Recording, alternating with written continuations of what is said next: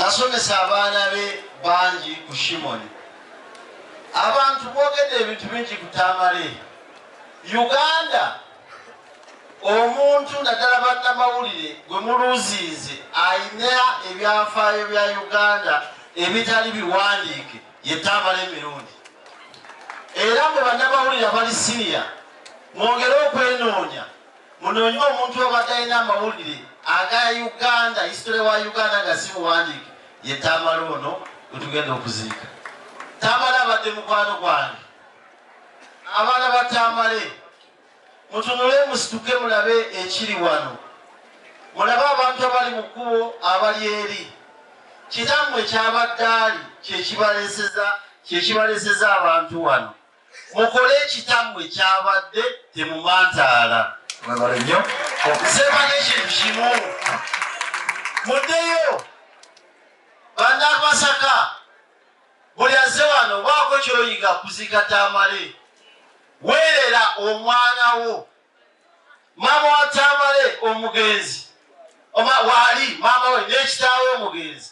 Singa tibaweerera Tamale kuva eno gye mulaba tiyandibadde kyabadde Kampala kusoma abantu bazzeera.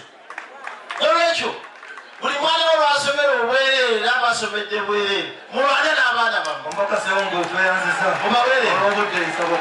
Kyabebaza ebyange byebyo. Nsaasira nnyo member wa parliament staff Tamale situkako kubanga bwe mwatuleese nange njagadde mulage ng'omubaka wa parliament. Ssaabasajja awangaale people power. Era ndowooza mumusasudde akuba tubadde tumuwulira yabadde ayogerako.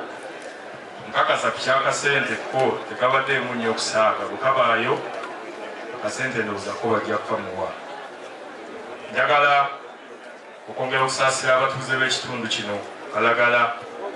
Tuviiriddwako Tamale omwana wammwe, Tamale brand ambassador wa Kyotera agenze, naye tukkiririza nnyo mu bingi ku ebyo byabadde ayogera naddala mu nsonga z'obukulembeze. Tumwebaza. Mukama eyamutuwa amututte katumusabire amutambuze bulungi ate obulamu obupya bw'atandise Mukama amuwe ekiwummulo eky'emirembe. Mwebale nnyo, mwebale ddala. Era ndowooza mumusasudde akuba tubadde tumuwulira yabadde ayogerako. Nkakasa ku kyakasente ko tekabaddeemu nnyo okusaaga bwe kabaayo akasente ndowooza ko bajja kukamuwa.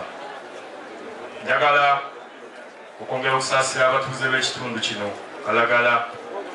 Tuviiriddwako Tamale omwana wammwe, Tamale brand ambassador wa Kyotera agenze, naye tukkiririza nnyo mu bingi ku ebyo byabadde ayogera naddala mu nsonga z'obukulembeze.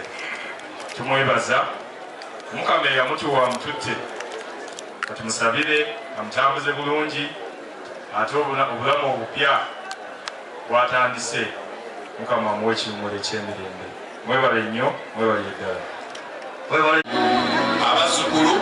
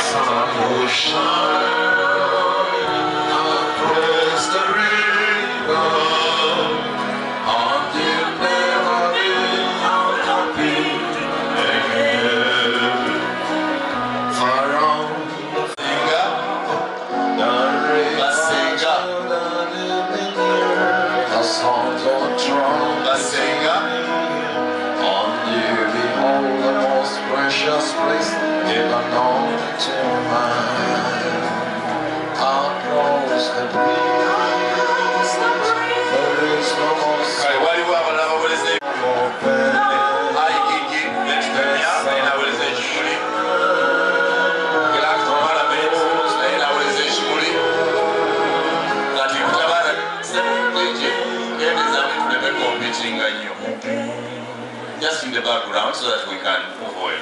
But this is Hassan Kasibante. RDCs, so the Minister of State for Lands.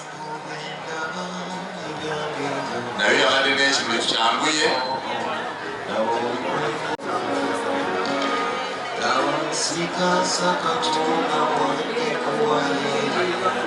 Human Resource Department, the Office of the President. Human Resource Department, Office of the President. But this is Tugendoro, Mama Amelia Chambade. Mama Amelia Chambade. Abasukuru. They no more sorrow across the bridge. Abasukuru, there is no more sorrow. The sun will shine across the river until never be happy again. Mama Luce Najove.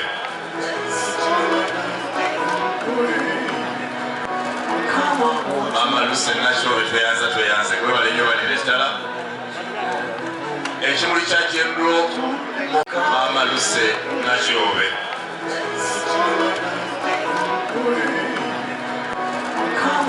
Mama Luce Najove tweyanze kwebale nnyo balire ttala.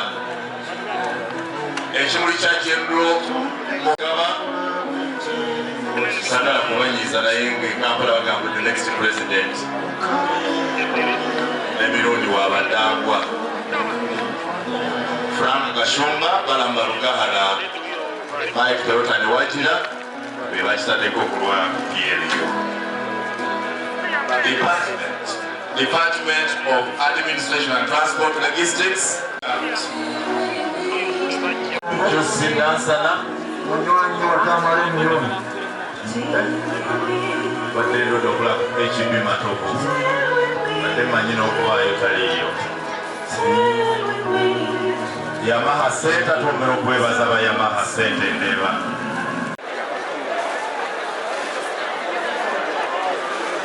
Vice President ajja kusaako kimuli era bw'anaamala okusaako ekimuli ayogereko eri eggwanga kituufu bw'anaamaliriza tulabe ekirala kigenda maaso.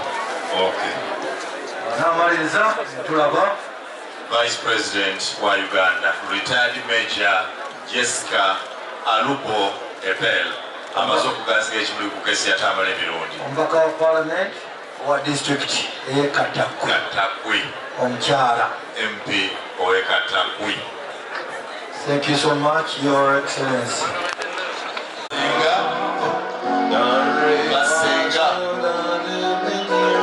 The songs on throne,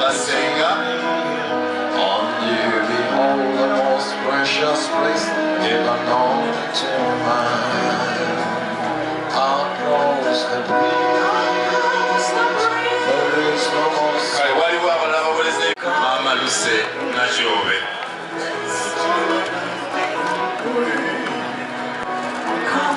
Mama Luce Najove tweyanze kwebale nnyo balire ttala.